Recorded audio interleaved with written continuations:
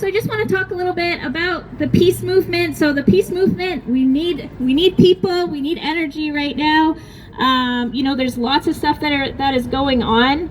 I've been involved in the peace movement for about 5 years now, and things have gotten a lot worse since when I started, even just 5 years ago. We saw the start of the war in Ukraine and NATO, pushing us closer and closer to world war, to nuclear war. We're watching the genocide in Gaza take place with just absolute devastation every single day. And now we're facing a war budget in Canada that's going to be quadrupled, which is just going to rip resources away from all of us. So there's a lot of things to fight for right now. Those are just 3 things, but there's even more. But now is really the time to get as active as possible, join meetings, plan ways to get the message across and turn public opinion on these things and build solidarity and build power. But it might seem like this little thing what we're doing today. We're going for a walk, we're spreading the message of peace, but this is really, really important work. So just want to thank you again for all being here. It's showing people that there is a fight back, there is a pushback on this, that there's issues that actually really need to be addressed, like immediately. And then if people do care, and if people are interested, that there is a community that is here, that would greet them, that would welcome them, and we could do this together. So it's not small what we're doing today, and we're really here to build the peace movement and to build a better world for everyone. So thank you so much again. Just want to talk a little bit about logistics and what we're going to do. So we'll start the walk, we'll go in that direction.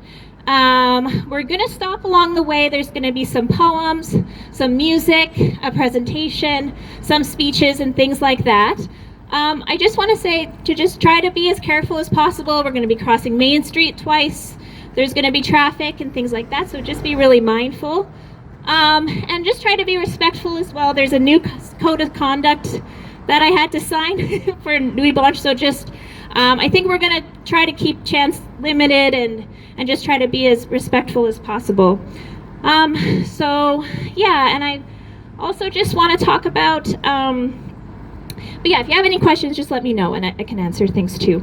But this walk in particular, we are doing this in memory of a few peace activists that we lost recently. And so I'm just going to talk a little bit about one of them that I knew, and his name was Nick Palmer. So I met Nick last year at the Walk for Peace for the very first time. So that was only just 1 year ago.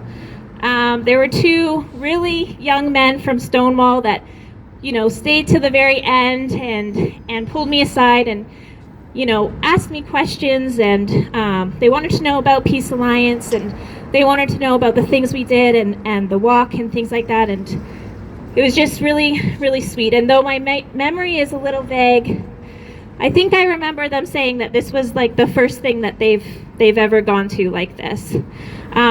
So I introduced them to a couple more people, exchanged contact information to keep in touch.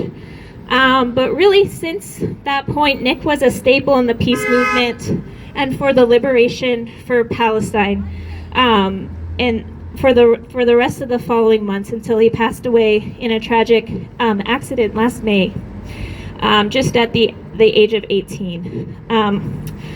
So just days before he passed away too, we were chatting and making jokes at an event to support Cuba.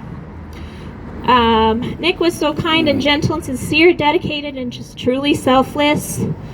I imagined him to be somebody that I would be in the struggle for the rest of my life. And though we weren't very close, his passing completely devastated me. Not only because he was a wonderful person to his core, but because I saw him as a true leader, and I knew he would have a profound effect on the movements for social justice and peace. So in planning this event, I thought about Nick so often. And I really wish he could be here today. And I would like, to just walk in the spirit of Nick today and the spirit of the profound love that he had for all the people and all the issues that affected them. So rest in power, Nick. And then Glenn's going to speak about some other activists that we lost as well. This is a poem by Noor Abdel Latif, a Palestinian poet, artist, and mother from Gaza. And it was written actually this past July 22nd, 2025. And it's called If I Must Starve. If I must starve, let it be with dignity in my children's eyes, not with my hands tied by silence. Let the world witness that I did not bow to the hunger, but stood even as the sky emptied and the earth closed her mouth. If I must starve, let it be while I still cradle my child's hope, not as a number lost in footnotes. Let the sea carry my name to shores that forgot my people, and let the wind whisper, she fed love when bread was gone. So, as the scroll that is being rolled out before you is a representation of the people who have been killed in the ongoing genocide in Gaza. Each mark of red paint symbolizes the life of a specific individual, many of whom were children. There are more than 51,000 people represented here. Keep in mind that 20,000 more have been shot, bombed, and actively starved to death since this scroll was made. There is no end in sight. Canada, like the rest of the world, has taken no action at all to stop it. In fact, Canada has actively supported these efforts. We are here now to shed light on the situation.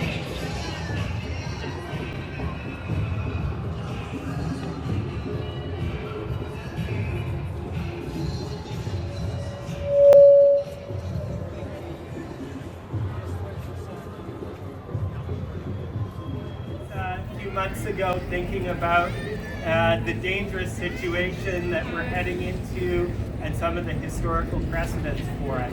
And we all have to work together to make sure that that does not happen.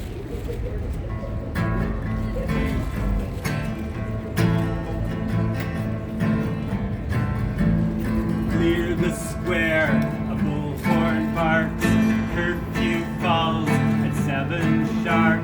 The riot melts away at last into a fog of CS gas. The parting crowd leaves one behind, a passing shape to close the mine. A toll is paid on everywhere. Don't imagine it will never happen here. The click and clack of marching boots, training camps for party youth, children trapped in holding hands, the rounding up of dissidents, razor wire on every fence, sentinels facing in, warning rounds at all too near. Don't imagine it will never happen here.